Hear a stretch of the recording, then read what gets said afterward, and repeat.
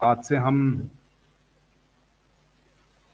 आपकी बायोलॉजी की पहली क्लास शुरू कर रहे हैं। माता सरस्वती का नाम लेके पढ़ाई शुरू कीजिए। ये पहला दिन है, आज आपका पहला लेक्चर है बायोलॉजी का। एक बहुत लंबी यात्रा पे हम लोग निकल रहे हैं, तो ये पहला कदम है और मैं आप सभी से ये चाहूँगा कि डट के मेहनत करें।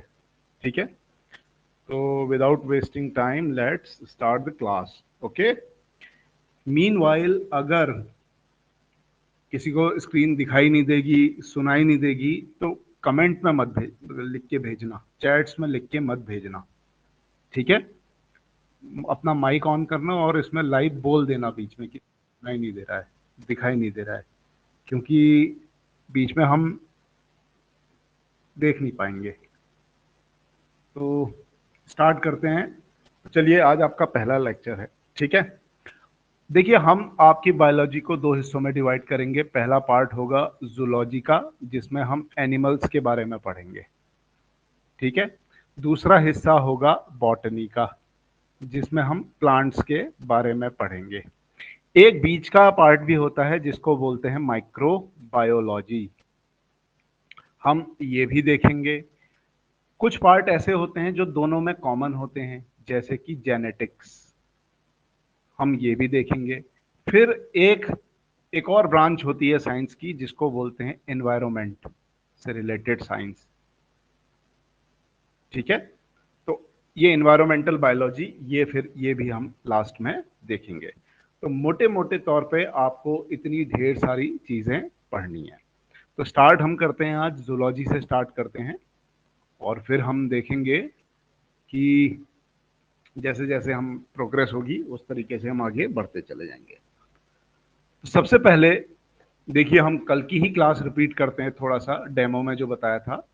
जितने भी एनिमल्स होते हैं, जितने भी जानवर हैं इस धरती पे, ठीक है, उनके कुछ बेसिक फीचर होते हैं, बेसिक कैरेक्टरिस्टिक होती हैं, कुछ विशेषताएं होती हैं। तो उन विशेषताओं को हम एक एक करके पढ़ेंगे। सबसे सबसे पहली जो विशेषता होती है वो होती है हीटेरोट्रॉफिक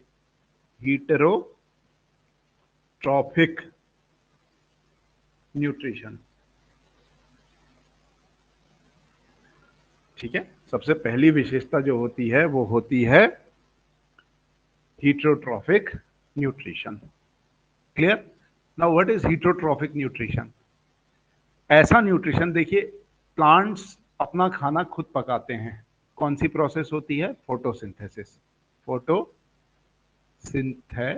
की प्रोसेस। अब कोई अगर आपसे पूछे फोटोसिंथेसिस की प्रोसेस क्या है, तो आपका क्या जवाब होना चाहिए? आपका जवाब ये होना चाहिए, बीइंग अ साइंस स्टूडेंट, कि सन से निकलने वाली जो एनर्जी होती है उसको सोखते हैं, उसको ट्रैप करते हैं। कौन? प्लांट्स, जितने भी होते हैं। ठीक है, अब प्लांट्स में ऐसा क्या पदार्थ होता है? प्लांट्स में होता है क्लोरोफिल नाम का एक पदार्थ, एक केमिकल, एक पिगमेंट, एक कलर, जो इस एनर्जी को अपने में ट्रैप करता है, जकड़ता है और उस एनर्जी को कन्वर्ट करता है किसमें? केमिकल एनर्जी, केमिकल एनर्जी में। और ये केमिकल एनर्जी प्लांट्स के अंदर स्टोर हो जाती है, जिसको हम ग्लूकोज के नाम से जानते हैं। किस नाम से जानते हैं? ग्लूकोज। तो प्लांट्स जितने होते हैं फोटोसिंथेसिस की प्रोसेस में वो क्या करते हैं? ग्लूकोज का निर्माण करते हैं। ठीक है, लेकिन एनिमल्स जो होते हैं वो ऐसा काम नहीं कर सकते हैं। जो अपना खाना स्वयं पकाते हैं उनको बोलते हैं ऑटोट्रॉफ। ऑटोट्रॉफ, समझ में आया? और जो अपना खाना खुद नहीं बना सकते हैं, जो दूसरों पे निर्भर रहते हैं, उनको बोलते हैं हीटरोट्रॉफ। तो एनिमल्स जितने भी होते हैं वो अपनी एनर्जी रिक्वायरमेंट्स के लिए किस पे निर्भर होते हैं? प्लांट्स पे निर्भर होते हैं। इसीलिए एनिमल्स जितने भी होते हैं वो क्या होते हैं? हीटरोट्रॉफ। तो ये पहला पॉइंट आप कभी नहीं भूलेंगे। मीनवाइल मुझे एक बात और बता दीजिए, मैं आपसे पूछना चाह रहा हूं, आप लोग कॉपी पेन लेके तो बैठे हैं ना? आप लोग कॉपी पेन लेके बैठे हैं? यस नो बोलते यस रहिए सर। बीच। हाँ ठीक है, यस सर। नोट्स बनाते रहिएगा। ओके, तो देखिए, ये हीटरोट्रॉफ न्यूट्रिशन सबसे पहला है। तो हीटरोट्रॉफिक न्यूट्रिशन आपको समझ में आ गया होगा। अभी हम आगे इस चीज को थोड़ा और पढ़ेंगे और एक्सप्लोर करेंगे, लेकिन फिलहाल के लिए अभी इतना ही पढ़ते हैं। तो जितने भी एनिमल्स हैं उनकी पहली विशेषता क्या हो गई कि वो हेटेरोट्रॉफ होते हैं। ठीक है, अब बात करते हैं एनिमल्स की दूसरी कैरेक्टरिस्टिक, दूसरी विशेषता के बारे में जो बहुत इंपॉर्टेंट है। एनिमल्स में होलोजोइक मोड ऑफ न्यूट्रिशन होता है। होलोजोइक मोड ऑफ न्यूट्रिशन बहुत सारे कॉम्पिटिटिव एग्जाम्स में ये पूछा गया है। ठीक है, होलोजोइक मोड ऑफ न्यूट्रिशन। अब आप लोगों ने ये नाम तो सुना होगा, लेकिन आपको हो सकता है पता ना हो कि इसका मीनिंग क्या होती है। देखिए, हर कोई खाना खाता है, खाना खाने के तरीके होते हैं। जब आप खाने को खाते हैं, खाने को बोलते हैं इंजेशन। क्या बोलते हैं? इंजेशन। मुंह से जो खाना अंदर डालते हैं। इंजेशन के बाद खाना पचता है, उसको बोलते हैं डाइजेशन।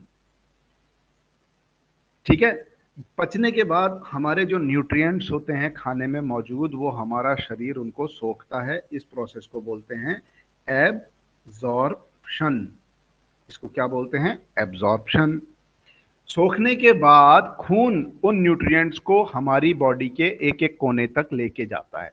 जिस सेल को जो प्रोटीन, जो विटामिन, जो फैट की जरूरत होगी, समझ में आया? खून, हमारा जो ब्लड होगा या प्लाज्मा होगा, वो उस पचे हुए खाने को, एब्जॉर्ब न्यूट्रिएंट्स को एक एक सेल, एक एक बॉडी के कोने तक पहुंचाएगा। इस प्रोसेस को बोला जाता है एसिमिलेशन। एसिमिलेशन। ठीक है, इसके अतिरिक्त जो वेस्ट खाना होगा, जो पचेगा नहीं, जो एब्जॉर्ब नहीं होगा, वो हमारे शरीर से मल बन के, मल के रूप में, फीकल मैटर के रूप में बाहर निकल जाएगा। उस प्रोसेस को बोलते हैं इजेशन।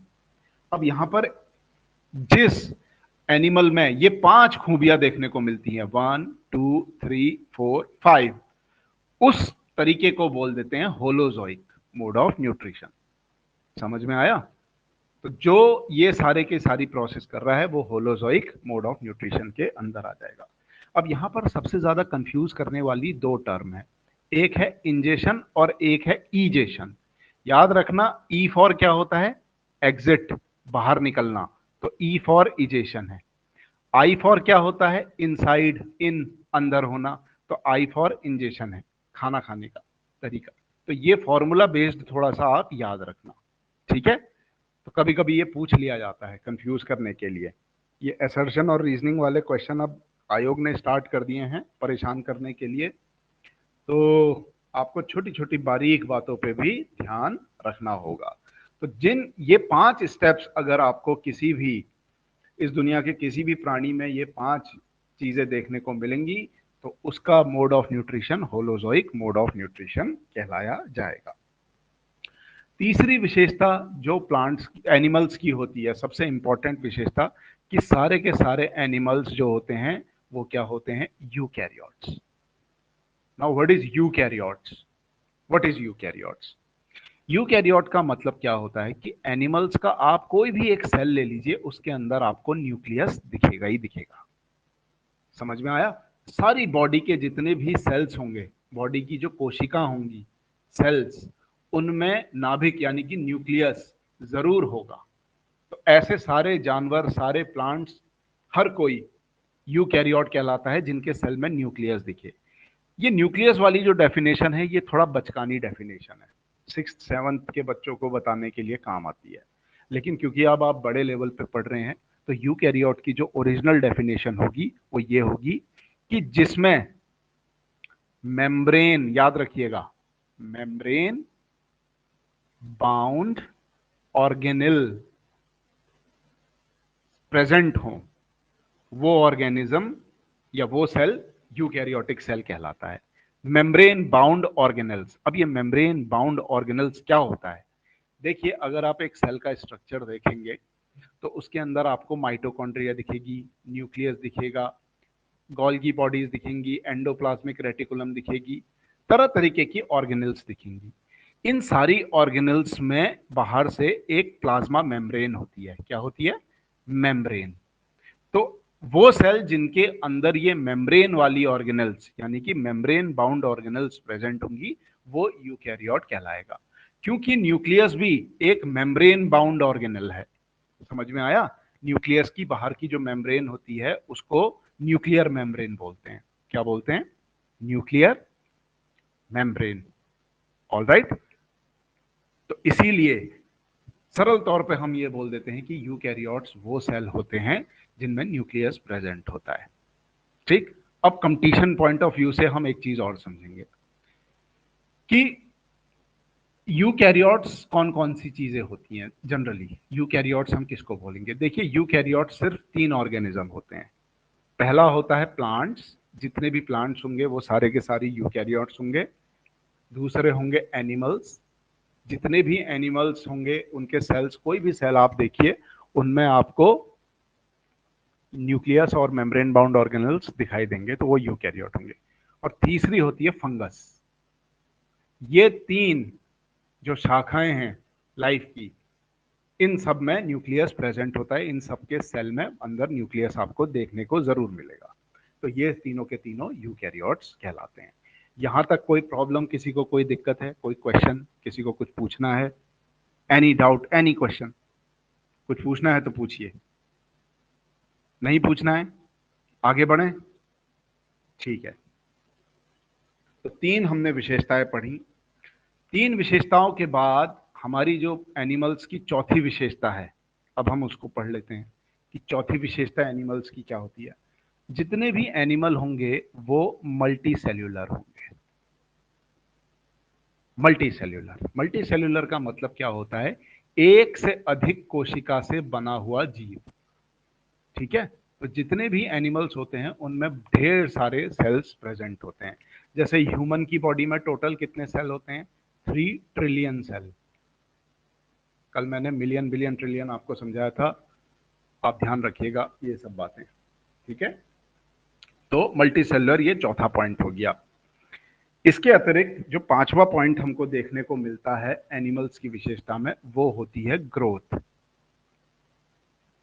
जितने भी एनिमल्स होते हैं उनमें आपको ग्रोथ देखने को जरूर मिलेगी। अब एक ग्रोथ 2 तरीके की होती है। देखो, सेल के लिहाज से ये एक सेल है, ये आगे चल के डिवाइड हो गया और इसने ढेर सारे सेल बना दिए, तो इसको भी हम क्या बोलेंगे? ग्रोथ बोलेंगे। ठीक है। और दूसरा पॉइंट ये होगा कि ये एक सेल है, ये थोड़ा सा साइज में बढ़ गया, तो इसको भी हम क्या बोलेंगे? ग्रोथ बोलेंगे। तो ग्रोथ दोनों तरीके की हमको एनिमल्स के अंदर देखने को मिलती है। भाई, एक छोटा बच्चा जो होगा, एनिमल ही तो है ह्यूमंस, वो जब हाइट में बड़ा हो जाएगा तो इसका मतलब क्या है कि उसकी बॉडी के सेल्स ने क्या किया है? सेल डिवीजन किया है। ठीक है। पहला पॉइंट ये होता है सेल डिवीजन। अच्छा, बाय द वे यहां पर एक बड़ी इंटरेस्टिंग चीज आपको बता देता हूं कि बायोलॉजी ही एक ऐसी साइंस है जिसमें डिवीजन का मतलब मल्टीप्लिकेशन भी होता है। मल्टीप्लिकेशन। जनरली मैथ्स में डिवाइड ये होता है, मल्टीप्लाई ये होता है, और दोनों अलग अलग चीजें हैं कि नहीं? लेकिन बायोलॉजी में आप जब एक सेल से 2 सेल बनता है तो आप इसको सेल डिवीजन या सेल मल्टीप्लिकेशन दोनों कह सकते हैं। ठीक है। और जब सेल अपने साइज में बढ़ता है तो इसको बोलते हैं सेल इलोंगेशन। इसको क्या बोलते हैं? सेल का लंबा होना, सेल इलोंगेशन। ठीक है। तो ये बहुत इंपॉर्टेंट पॉइंट था 5वां। छठा पॉइंट जो होता है एनिमल्स की खास बात, जितने भी एनिमल्स होते हैं उनकी जो विशेषता है, 6 पॉइंट, वो होता है लोकोमोशन। देखिए, एनिमल्स जो होते हैं वो एक पॉइंट से दूसरी पॉइंट में मूवमेंट कर सकते हैं, चल फिर सकते हैं। तो चलने फिरने की जो क्षमता होती है इसको बोलते हैं, विशेषता को, लोकोमोशन। इसको इंग्लिश में लोकोमोशन बोलते हैं। तो एनिमल्स मूव कर सकते हैं। ठीक है। ये बात याद रखिएगा। 7वीं विशेषता जो एनिमल्स में होती है, जो बहुत इंपॉर्टेंट है, वो है एनिमल्स का नर्वस सिस्टम। Nervous system. बाकी के जितने भी जीव जंतु हैं, चाहे बैक्टीरिया, वायरस लीजिए, बैक्टीरिया लीजिए, प्लांट्स लीजिए, फंगस लीजिए, उन सब में नर्वस सिस्टम प्रेजेंट नहीं होता। मतलब मस्तिष्क, जिसको आप ब्रेन बोलते हैं, ब्रेन प्लस स्पाइनल कॉर्ड, जो रीढ़ की हड्डी के अंदर प्रेजेंट होती है हमारी। ठीक है। आई बात समझ में? तो ये दोनों चीजें मिलके हमारा नर्वस सिस्टम बनाते हैं। इसी से हमको सोचने समझने की क्षमता मिलती है। तो नर्वस सिस्टम विशेष बात होती है किसकी? एनिमल्स की। और आठवां तो इंपॉर्टेंट पॉइंट वो तो सभी में होता है, जिसको बोलते हैं रिप्रोडक्शन, संख्या में बढ़ जाना, ग्रोथ हो जाना। ठीक है, तो ये बहुत इंपॉर्टेंट पॉइंट था यहां पर। अब यहां पर आपको अगर कोई दिक्कत है इसमें पॉइंट पूछ लीजिए, नहीं तो फिर आगे पढ़ते हैं। एनी डाउट या किसी के मन में कोई पॉइंट है जो हम भूल रहे हैं? कोई बता सकता है कुछ? खुल के बात करिए, देखिए बायोलॉजी पढ़ रहे हैं, मजाक नहीं कर रहे हैं, आगे लेक्चरर बनना है। कोई ऐसा पॉइंट है जो कुछ कहना चाहता है या कुछ हमसे मिस हो रहा हो? वरना हम आगे बढ़ते हैं। आगे बढ़ें?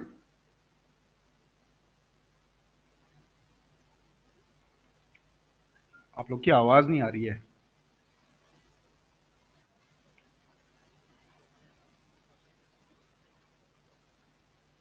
ठीक है, आगे बढ़ते हैं। चलिए, अब आपका अगला पॉइंट है। देखिए, एनिमल्स का थोड़ा क्लासिफिकेशन समझते हैं। बायोलॉजी के अंदर एनिमल्स कितने तरीके के होते हैं, क्या होते हैं, ये थोड़ा सा समझते हैं, और ये आपको शायद ना पता हो। देखिए, जितने भी एनिमल्स होते हैं, ठीक है, वो दो कैटेगरी के होते हैं।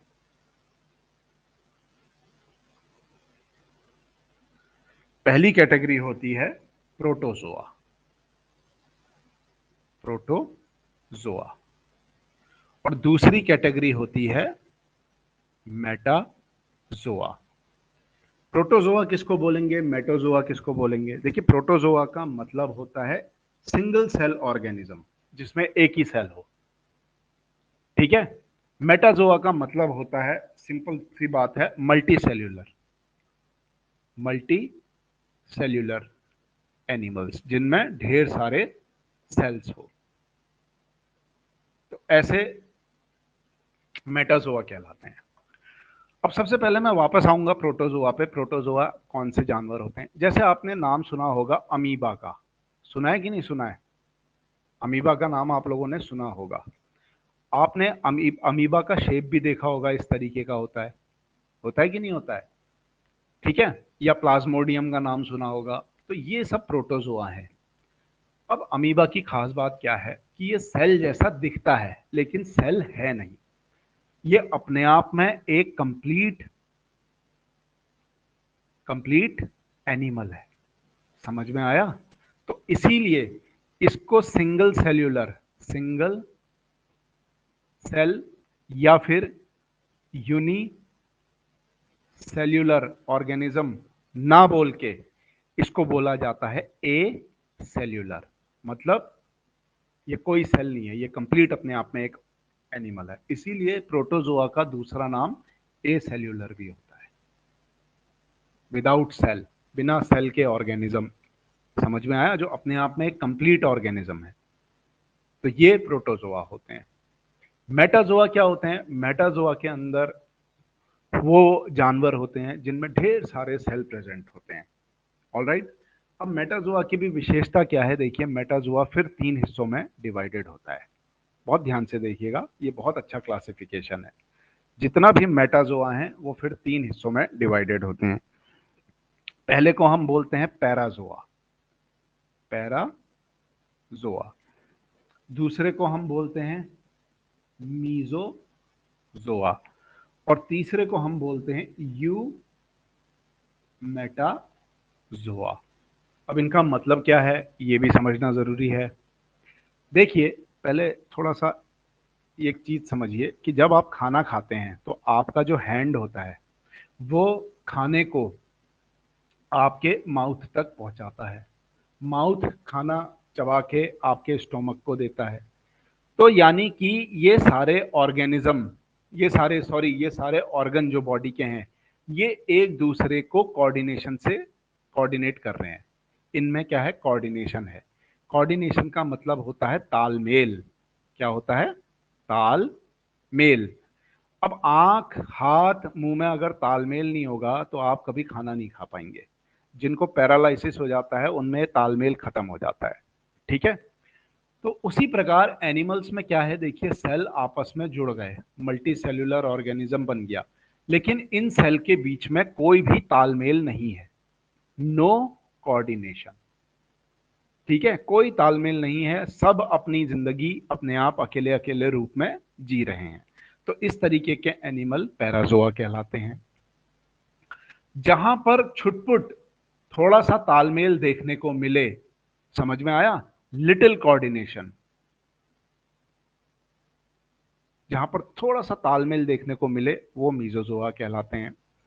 और जहां पूरा अच्छे से तालमेल देखने को मिले, एक सेल से दूसरा सेल जुड़ा हुआ हो, ठीक है, उसको बोल देते हैं यू मेटाजोआ। जब भी ये टर्म यू लगेगी, यू का मतलब हमेशा बायोलॉजी में होगा ट्रू, सच्चा, सच्चा मेटाजोआ। मेटाजोआ का मतलब क्या होता है, ये दो टर्म से बना है, मल्टी सेल्यूलर एनिमल को मेटाजोआ बोलते हैं। तो सच्चा मल्टी सेल्यूलर ऑर्गेनिज्म यू मेटाजो होते हैं, जिनमें पूरा का पूरा क्या होता है, कोऑर्डिनेशन। तो ये बात आपकी समझ में आ गई होगी। यहां तक किसी को कोई दिक्कत है? यहां तक तो कोई दिक्कत नहीं है ना। अब इसमें क्या होते हैं, इनके एग्जाम्पल्स वो आगे चल के हम धीरे धीरे पढ़ेंगे, आपको खुद ही समझ में आ जाएगा। ठीक है, अब ये क्लासिफिकेशन यहीं पर नहीं रुकता है। हमारे पास जो ये ट्रू एनिमल आए, यू मेटाजोआ आए, जिनमें पूरा का पूरा कोऑर्डिनेशन होता है, ये फिर दो हिस्सों में डिवाइडेड होते हैं। ठीक है, पहला हिस्सा कहलाता है रेडिएटा और दूसरा हिस्सा कहलाता है बाइलेटेरिया। अब ये रेडिएटा और बाइलेटेरिया क्या है, ये दोनों चीजें हैं सिमेट्री, जो हम आगे पढ़ेंगे कि दिखने में जानवर कैसे होते हैं, क्या होते हैं, उसके बेसिस पे एक को हमने बोल दिया जिनमें रेडियल सिमेट्री होती है रेडिएटा, और जिनमें बाइलेटरल सिमेट्री होती है उनको बाइलेटेरिया। तो ये जानवरों की दो पहचान है, दो विशेषता है। ठीक है, दो प्रकार के जानवर होते हैं ट्रू मेटाजोआ जो है, यू मेटाजोआ जिनको आप बोलते हैं, रेडिएटा और बाइलेटेरिया। अब उसके बाद रेडिएटा में तो कुछ नहीं, लेकिन बाइलेटेरिया फिर आगे तीन तरीके के होते हैं। बाइलेटेरिया का मतलब क्या होता है, जिनमें बाइलेटरल सिमेट्री हो। बाइलेटरल सिमेट्री, ये सिमेट्री क्या होती है मैं आगे अभी आपको बताऊंगा। इसके बाद हम देखते हैं कि एनिमल्स के अंदर जो उनकी बॉडी कैविटी है, जिसको आप बोलते हैं सीलोम, कभी नाम सुना है सीलोम? तो ये बॉडी कैविटी है। तो ये बॉडी कैविटी के बेसिस पे बाइलेटेरिया जो होते हैं, ये फिर तीन तरीके के होते हैं। ए सीलोमेट, जिनमें कोई बॉडी कैविटी नहीं होती है। अगर आप इन जानवरों को बीच से काटेंगे तो आपको पूरे के पूरी बॉडी में अंदर ठसा ठस बिल्कुल भरे हुए सेल्स देखने को मिलेंगे। समझ में आया, कहीं कोई कैविटी, कहीं कोई गैप नहीं मिलेगा। तो ए सीलोमेट ऐसे जानवर होते हैं। दूसरे होते हैं सूडो सीलोमेट। सूडो सीलोमेट, जहां पर भी आप ये सूडो टर्म पढ़ेंगे, इसका मतलब होता है फॉल्स, यानी कि गलत। ठीक है, तो सूडोसिलोमेट क्या होते हैं, जब आप इन जानवरों को काटेंगे बीच में से, ठीक है, चाकू से अगर आप इन जानवरों को काटेंगे तो बीच में आपको एक कैविटी, इस तरीके का गैप दिखाई देगा, कैविटी। लेकिन इस कैविटी को सीलोम नहीं बोला जाएगा, इसीलिए कैविटी तो है लेकिन सीलोम नहीं है, सीलोम जैसा आभास दे रही है, तो इसीलिए इसको फॉल्स सीलोम यानी कि सूडोसीलोम बोला गया है। तो ऐसे जानवर सूडोसीलोमेट कहलाते हैं। उसके बाद जो तीसरा आते हैं वो आते हैं you coelomate. You coelomate, you coelomate का मतलब होता है ट्रू सीलोम वाले जानवर। जब आप इन जानवरों को काटेंगे तो बीच में आपको कैविटी दिखाई देगी। ठीक है, और ये जो कैविटी होगी बीच वाली, इसको आप सीलोम का नाम दे सकते हैं। ठीक है, ये ट्रू सीलोम होगी। अब ये सीलोम क्या होती है, कैसी होती है, ये हम आगे और अच्छे से पढ़ेंगे। अभी तो हम खाली जानवरों का क्लासिफिकेशन पढ़ रहे हैं। तो एक क्विक रिवीजन हो जाए यहां तक, क्विक रिवीजन आपको और अच्छे से समझ में आ जाएगा। तो सबसे पहले हमने पढ़ा कि एनिमल्स हमारे दो तरीके के होते हैं, प्रोटोजोआ और मेटाजोआ। ए सेल्यूलर यानी कि अमीबा जैसे, और दूसरे मल्टी सेल्युलर यानी कि मेटाजोआ। जो मेटाजोआ हैं वो फिर तीन तरीके के हैं, पैराजोआ, मीजोजोआ और यू मेटाजोआ।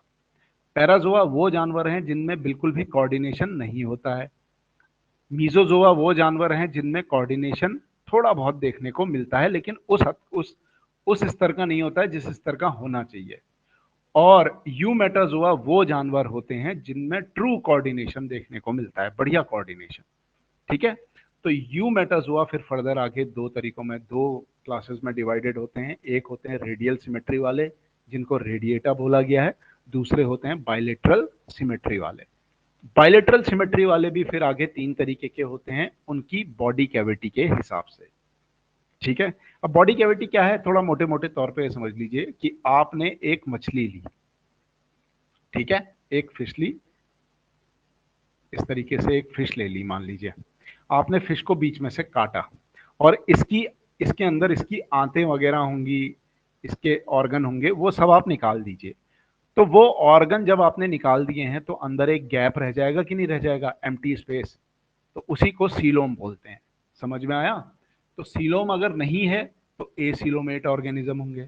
सीलोम अगर प्योर सीलोम प्रेजेंट है तो यूसीलोमेट कहलाएंगे, ट्रू सीलोम वाले। और अगर एक कैविटी है लेकिन वो कैविटी सीलोम नहीं है, कुछ और ही है, तो उसको सूडोसीलोम, फॉल्स सीलोम बोलेंगे, सूडोसीलोमेट। तो ये एनिमल्स का हमारे पास क्लासिफिकेशन है। इसमें जो एक्चुअल में एनिमल्स हम पढ़ते हैं वो यूसीलोमेट पढ़ते हैं। यूसीलोमेट फर्दर फिर दो तरीके के हो जाते हैं। ठीक है, यूसीलोमेट देखिए, बहुत ध्यान से देखिएगा। पहले होते हैं ए क्रेनिएटा। ए क्रेनिएटा वो जिनमें खोपड़ी नहीं होती है, जिनमें सर नहीं होता, सिर की हड्डी नहीं होती है, जिनमें क्रेनियम नहीं होता, ब्रेन बॉक्स नहीं होता। समझ में आया? तो इसके अंदर तीन जानवर देखने को मिलते हैं, यूरोकॉर्डेटा, यूरोकॉर्डेटा, सिफेलोकॉर्डेटा, सिफेलोकॉर्डेटा और हेमिकॉर्डेटा, हेमिकॉर्डेटा। याद रखिएगा, वो जानवर जिनमें क्रेनियम नहीं होता। क्रेनियम मतलब ब्रेन बॉक्स, याद रखिएगा। क्रेनियम इसका मतलब होता है ब्रेन बॉक्स। ब्रेन बॉक्स मतलब हमारा जो स्कल होता है, हमारी जो खोपड़ी होती है, समझ में आया? जो हड्डी होती है सिर की, जिसके अंदर ब्रेन होता है। तो जिनमें ये नहीं होता वो क्रेनिएटा कहलाते हैं, और जिनमें ये होता है वो क्रेनिएटा कहलाते हैं। ठीक है, तो ए क्रेनिएटा और क्रेनिएटा। अब क्रेनिएटा में देखिए बहुत इंपॉर्टेंट है, सबसे पहला आता है साइक्लोस्टोमा, साइक्लोस्टोमेटा। ये एक तरीके की मछली से रिलेटेड जानवर होता है, लेकिन मछली नहीं होता, आगे पढ़ेंगे इसके बारे में, साइक्लोस्टोमेटा। उसके बाद फिशेज आ जाती हैं। फिशेज को बायोलॉजी में बोलते हैं पाइसेज। ठीक है, तो जिनमें स्कल प्रेजेंट होता है। उसके बाद आ जाते हैं एम्फीबियन। एम्फीबियन, पाइसेज ने एम्फीबियन को जन्म दिया। एम्फीबियन ने आगे रेप्टाइल्स को जन्म दिया। रेप्टाइल्स ने आगे चल के विकास जब हुआ तो बर्ड्स को जन्म दिया। किसको? चिड़ियाओं को, पक्षियों को। बर्ड्स को बायोलॉजी में एवीज पढ़ा जाता है, तो एवीज नाम से आप इनको जानेंगे। और फिर आगे चल के क्या बने? मैमल्स बने। तो ये आपका एनिमल्स का क्लासिफिकेशन था। ठीक है, टोटल इसको आशा करता हूं आपने नोट कर लिया होगा। ये बहुत इंपॉर्टेंट था, हर एग्जाम के लिहाज से बहुत इंपॉर्टेंट था। अब आप सच बताइए, अपने दिल पे हाथ रख के बताइए कि जब आप एलटी का एग्जाम देने गए थे, क्या आपको ये सब बातें पता थी? इतना क्लासिफिकेशन पढ़ के गए थे? नहीं, तो कहां से पास होते? कमी तो हम में ही है ना, कुछ ना कुछ। हमने मौका दिया दूसरों को, यूके एसएससी वालों को, कि हमारा मजाक उड़ा सकें। लेकिन इस बार अगर हम पढ़ के जाएंगे तो किसी की कोई हैसियत ही नहीं है। समझ में आया? अब हो सकता है जिनको हमने पढ़ाया हो, मेरे से जिन्होंने पढ़ा हो, उनको ये सब जानकारी रही हो, पर मुझे नहीं लगता किसी कोचिंग इंस्टीट्यूट में पढ़ाते हैं। इतनी दुनिया तो हमने भी देखी है। हमें कहाँ कहाँ के बायोलॉजी छोड़े हुए बच्चे मेरे पास आते हैं। आपको पता है, आपके जैसे 3 बैच और हैं अभी हमारे पास। 80-90 बच्चों का एक एक जत्था है।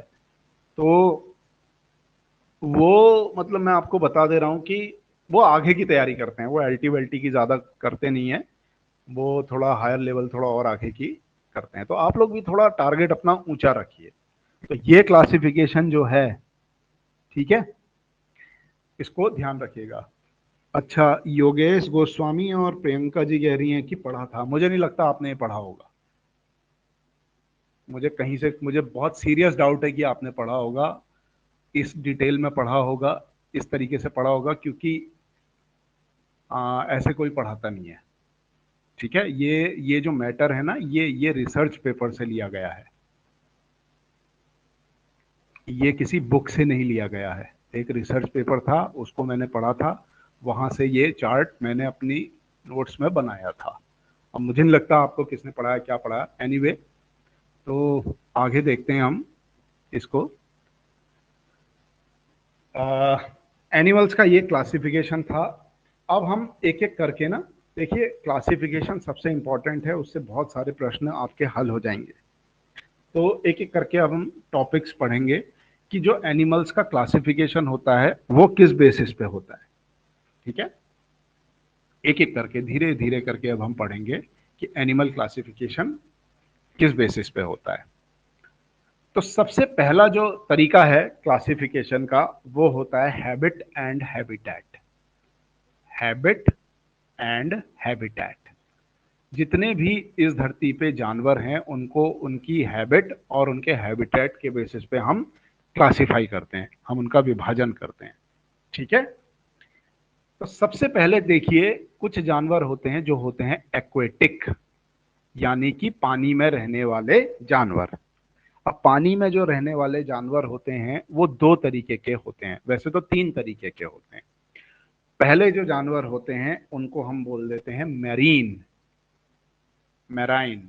समझ में आया? मैराइन मतलब सॉल्ट वाटर, सॉल्ट वाटर वाले जानवर, समुद्र में रहने वाले, सी में रहने वाले जानवर।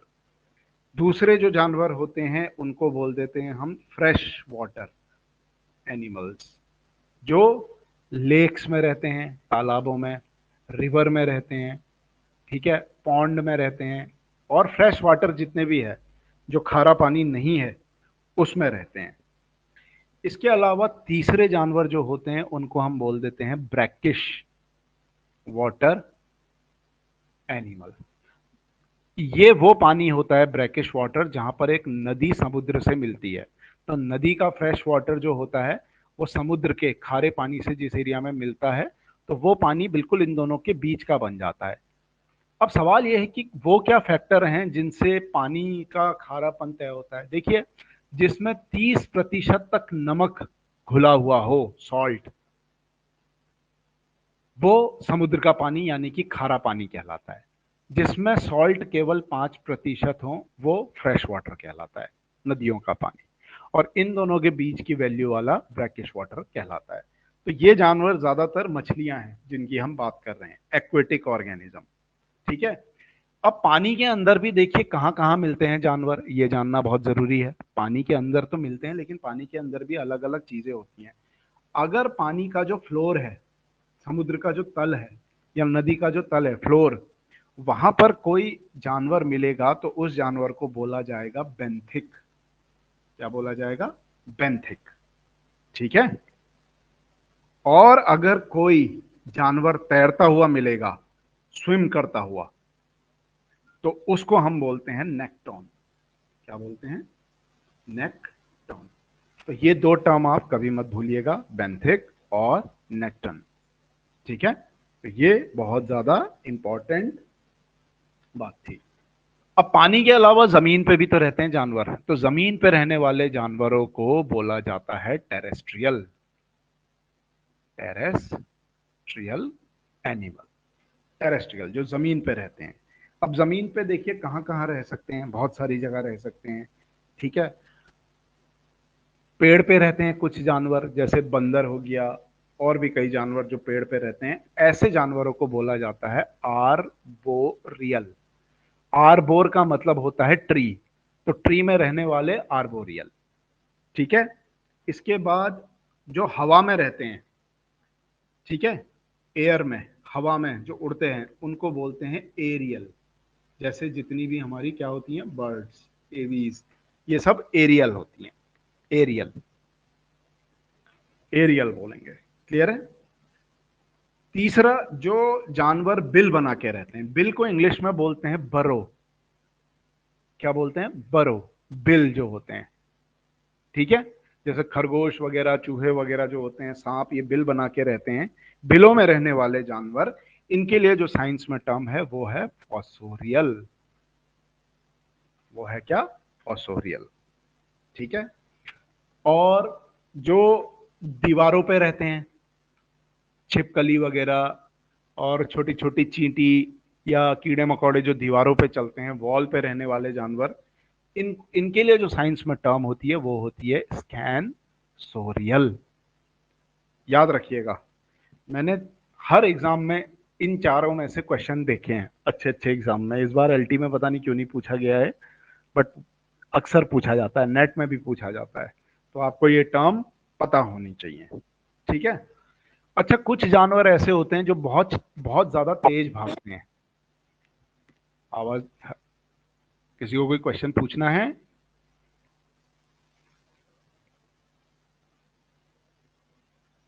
किसी को कोई कुछ पता है, कुछ पूछना है? किसी का माइक ऑन है, माइक बंद कर लीजिए अगर पूछना नहीं है तो।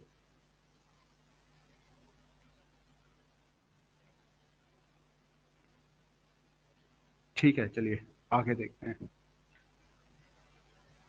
अब देखिए, कुछ जानवर ऐसे होते हैं जो बहुत तेज दौड़ते हैं,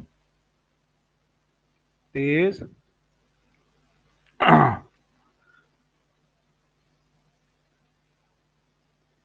दौड़ने वाले, जिनको आप बोलते हैं क्या, फास्ट रनर्स, जो बहुत तेज दौड़ते हैं। जैसे चीता हो गया, बहुत तेज दौड़ता है। कॉकरोच तेज दौड़ के ही चलता है। चींटी बहुत तेज दौड़ के चलती है। तो इस तरीके के जानवर जो नॉर्मल चाल से नहीं चलते लेकिन बहुत तेज दौड़ते हैं, इनको बोलते हैं करसोरियल।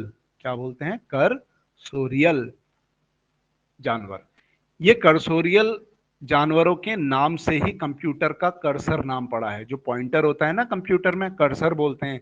अगर किसी ने कंप्यूटर सीखा होगा तो उसमें जब आप टाइप करेंगे तो एक लाइन ब्लिंक करती रहती है, तो उसको कर्सर बोलते हैं। और अगर आप कोई भी बटन दबाएंगे ए, तो ए बहुत तेजी से टाइप होता हुआ चला जाएगा, बिल्कुल भागता हुआ नजर आएगा। समझ में आया? तो कर्सोरियल ऑर्गेनिज्म उनको बोला जाता है जो बहुत तेज दौड़ते हैं। तो यहां तक अगर किसी को कोई प्रॉब्लम है तो मुझसे पूछ लीजिए। Any doubt? नहीं है, ठीक है। अब इसके अलावा देखिए, हमको बायोलॉजी में पढ़ने होते हैं फाइलम्स। हमको क्या पढ़ने होते हैं, बहुत सारे फाइलम पढ़ने होते हैं, ठीक है। अब वो फाइलम क्या होते हैं, कैसे होते हैं, ये मैं स्क्रीनशॉट नहीं लेने दूंगा। मैं आपके हिसाब से नहीं चलूंगा, मेरे पहले ही बता दे रहा हूँ, ठीक है। आप लोग कॉपी पेन लेके बैठिए, स्पीड बनाइए। मजाक थोड़ा ना कर रहे हैं, पहाड़ जैसा सिलेबस है। ये एवरेस्ट है आपका सिलेबस, और आप अभी यहाँ पर भी नहीं है, आप कहीं यहाँ पर बस में हैं, अभी जा रहे हैं। बेस कैंप में पहुंचेंगे, फिर आपकी चढ़ाई स्टार्ट होगी। जब आप यहाँ पर पहुंचेंगे तब आपको थोड़ा बायोलॉजी में कॉन्फिडेंस आएगा, और फिर जब आपका सिलेक्शन होगा तब आप यहाँ झंडा लगा के फतेह करेंगे। तो थोड़ा सा ना अपनी आदतों में सुधार करिए, आराम वाली जिंदगी छोड़िए अब। फटाफट, बिल्कुल कॉपी पेन से, राइटिंग का ध्यान नहीं रखना है, नोट करते रहना है, नोट बनाते रहना है फटाफट। ऑलराइट, तो फाइलम्स हम पढ़ते हैं। देखिए, फाइलम्स हमको कौन कौन से पढ़ने पड़ते हैं, इनकी एक लिस्ट है, ठीक है। सबसे पहला फाइलम जो हमको पढ़ना पड़ता है वो होता है पॉरीफेरा। पॉरीफेरा। फिर हमको पढ़ना पड़ता है सीलंट्रेटा।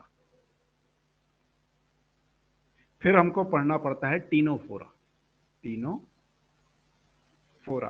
टीनोफोरा के बाद हमको पढ़ना पड़ता है प्लेटी हेलमिंथिस। प्लेटी हेलमिंथिस, ठीक है। प्लेटी हेलमिंथिस के बाद हमको जो फाइलम पढ़ना पड़ता है वो होता है एस्कहेलमिंथिस। एस्कहेलमिंथिस। एस्कहेलमिंथिस के बाद हमको पढ़ना पड़ता है एनेलिडा। उसके बाद हमको पढ़ना पड़ता है आर्थ्रोपोडा। आर्थ्रोपोडा सबसे बड़ा फाइलम यही होता है, आर्थ्रोपोडा। फिर हमको पढ़ना पड़ता है मोलस्का। और लास्ट में हमको पढ़ना पड़ता है इकाइनोडर्मेटा। इस बार इकाइनोडर्मेटा से सवाल पूछ लिया था कि एरिस्टोटल लैंटर्न किस फाइलम में पाया जाता है, तो इकाइनोडर्मेटा उसका सही आंसर था। ठीक है, बहुत से बच्चे ये क्वेश्चन को छोड़ आए हैं, हम पढ़ेंगे, हम सब पढ़ेंगे। तो पॉरीफेरा के अंदर हम कौन से जानवर पढ़ते हैं? पॉरीफेरा के अंदर जो जानवर पढ़ते हैं उनको हम बोलते हैं स्पॉन्ज, स्पंज जिनको बोला जाता है। सीलेंट्रेटा के अंदर हम पढ़ते हैं हाइड्रा और जेलीफिश के बारे में। समझ में आया? टीनोफोरा जो होता है उसके अंदर हम पढ़ते हैं प्लीयूरो ब्रैकिया नाम का एक जानवर होता है, मछली जैसा, जेलीफिश जैसा दिखता है, लेकिन जेलीफिश नहीं होता, और भी कई होते हैं। प्लेटीहेल्मिन्थिस के अंदर हम पढ़ते हैं टेप वॉर्म के बारे में, फीता कृमि जिसको आप बोलते हैं।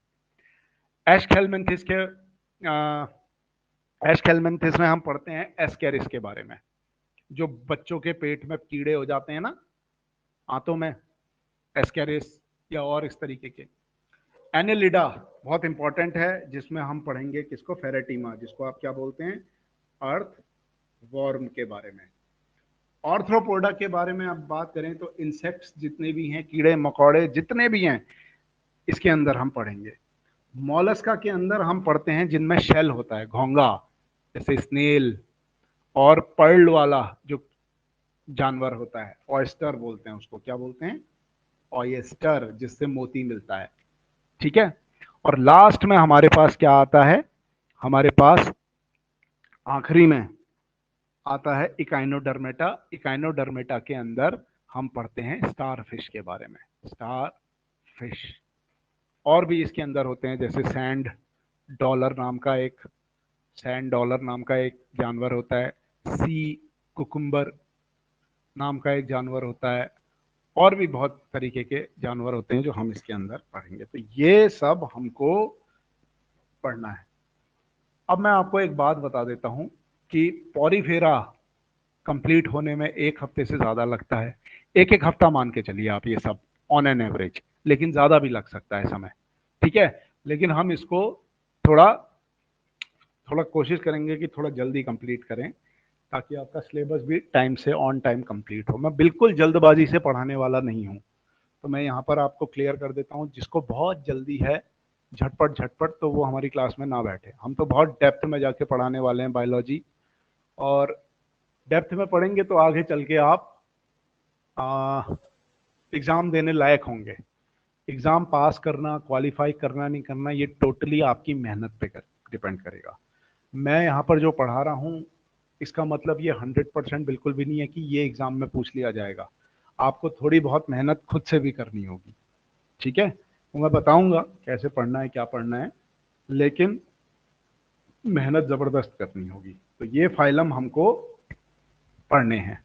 ठीक है, कुल मिला के कितने फाइलम है? 1 2 3 4 5 6 7 8 9। इसके अलावा यूरोकॉर्डेटा, सिफेलोकॉर्डेटा, हेमिकॉर्डेटा, 3 ये हो गए, तो 10 11 12। तो टोटल हमको इस तरीके के 12 टॉपिक पढ़ने हैं जूलॉजी में, तब जाके हमारी जूलॉजी थोड़ी बहुत अच्छी होगी। तो मुझे दरअसल एक चीज बताइए आप लोग, कि आप लोग बीएससी वाले हैं या एमएससी वाले भी हैं? जरा बीएससी वाले, एमएससी वाले पहले हाथ यहाँ पर चैट्स में लिख के भेजिए अपना, एमएससी बीएससी करके।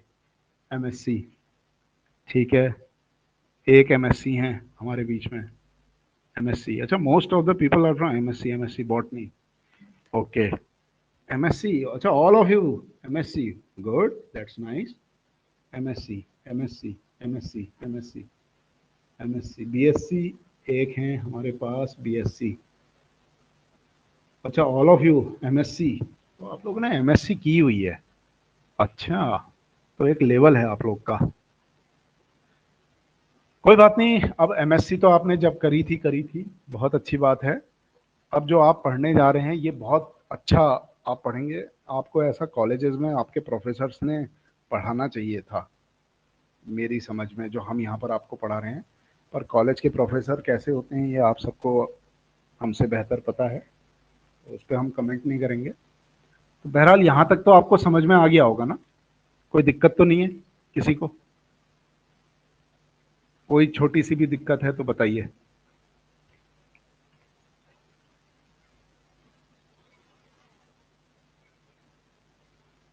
ठीक है।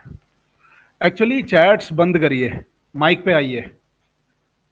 चैट्स पढ़ने में ना मज़ा नहीं आ रहा, मैं चैट्स नहीं पढ़ूंगा किसी की। बोलना थोड़ा कॉन्फिडेंस आए, आगे टीचिंग करने जा रहे हैं। अच्छा, एक चीज़ मैं आपको एक चीज़ यहाँ पर थोड़ा सा गाइड कर देता हूँ। देखिए, एक ल्यूसेंट की बुक आती है, जैसा कि मेरी नॉलेज है, जो जीके की बुक होती है। अगर आपके पास है तो वेल एंड गुड, अगर आपके पास नहीं है तो इसको खरीद लीजिए, 200-250 रुपए की आ जाएगी मेरे ख्याल से, 200-250-300 रुपए की। और आज से ही फ्रॉम द डे वन इसको पढ़ने लग जाइए बस। कोई कोचिंग जाने की जरूरत नहीं है, कोई एक्स्ट्रा पढ़ने की जरूरत नहीं है। क्लियर है? तो जीके आपकी यहाँ से प्रिपेयर होगी बहुत अच्छे लेवल की। ल्यूसेंट की बुक जिसने पढ़ ली ना, वो बड़े से बड़ा एग्जाम निकाल सकता है। और मुझे ये बात एक आईएएस ने बताई थी। ठीक है, मैंने उनसे एक दिन ऐसे ही पूछ लिया था, मैंने कहा बच्चे इतना ल्यूसेंट ल्यूसेंट करते हैं, इसमें है भी दम? कह रहे अगर यार किसी ने ल्यूसेंट अच्छी तरह पढ़ ली ना, तो उसमें एक समझ अच्छी खासी आ जाती है। तो आप इधर उधर कोचिंग में साल भर वेस्ट करते हैं अपना टाइम जीके के चक्कर में। इस बार भी यही हुआ, जो हमसे पढ़ते थे बच्चे, उनका पूरा ध्यान पेडागोजी और जीके में था। मैं देख रहा था कि वो साइंस को उतना ज्यादा इंपॉर्टेंस नहीं दे रहे थे। मुझे कैसे पता चली ये बात? मुझे ऐसे पता चली कि जब मैं उनको पढ़ाने जाता था तो वो मुझसे बहाना करते थे कि सर हमें पेडागोजी की क्लास पढ़नी है, इस टाइम पे पेडागोजी की क्लास हो रही है। कभी उन्होंने पेडागोजी वाले टीचर से ये नहीं कहा कि सर इस समय हमारी साइंस की क्लास हो रही है, हमें साइंस अटेंड करनी है। तो हमारी क्लास में क्या होता था, गिने चुने 4 या 5 लोग बैठते थे और बाकी बच्चे वो रिकॉर्डिंग देख लिया करते थे। लाइव कोई बैठा नहीं। उसी का खामियाजा देखो आज ये भुगत रहे हैं। ठीक है, तो इम्पोर्टेंस तो अपना सब्जेक्ट ही देगा भाई, अपना सब्जेक्ट। और हमारा सब्जेक्ट है साइंस। हमने 12th में साइंस पढ़ी, हमने ग्रेजुएशन जब की तब साइंस पढ़ी, हमने पोस्ट ग्रेजुएशन जब की तब हमने साइंस पढ़ी। और अब हमने सिर्फ 1 साल या 2 साल, 1 साल ज़्यादा से ज़्यादा बीएड किया, उसमें हमने एक घटिया सा सब्जेक्ट पेडागोजी क्या पढ़ लिया, तो वो इस पूरी साइंस पे हावी हो गया है। और आयोग वाले भी देखिए कितने गधे हैं। आयोग वालों को मैं क्यों गधा बोलता हूँ, चलिए उस पर एक यूट्यूब पे वीडियो बना के वो बाद में डाल देंगे, अभी यहाँ पर डिस्कस नहीं करते। तो बहरहाल आप लोग साइंस में थोड़ा पक्के रहिएगा। और ये तो रही आज आपकी पहली क्लास, लेक्चर 1। अब आज इतना ही करते हैं। अब थोड़ा सा यहाँ पर लाइट चली गई है जहाँ पर मैं हूँ, और इन्वर्टर की अभी सुविधा नहीं है। मैं वापस लौटने पे अल्मोड़ा जब लौटूंगा तो तब वहाँ पर क्लास आपकी थोड़ी और 10-15 मिनट एक्स्ट्रा खींचेंगे। All right. और लैपटॉप में अभी बैटरी बैकअप भी मेरे पास उतना है नहीं। तो आपकी इन केस अगर कोई क्वेरीज होंगी, कोई क्वेश्चन होंगे, आप व्हाट्सएप पे मुझे इस टॉपिक से जितना अभी हमने पढ़ा है इसका रिवाइज करके पूछ सकते हैं। क्लास कैसी लगी आप लोग हमको फीडबैक ज़रूर व्हाट्सएप में दीजिएगा, यूट्यूब पे दीजिएगा, हर जगह आप फीडबैक दीजिए। हमारे लिए वही हमारे लिए वो बहुत इंपॉर्टेंट चीज़ है, बीइंग अ टीचर। ठीक है, तो आज की क्लास इतना ही करते हैं, इसके नोट्स बना लीजिएगा। चलिए, थैंक यू।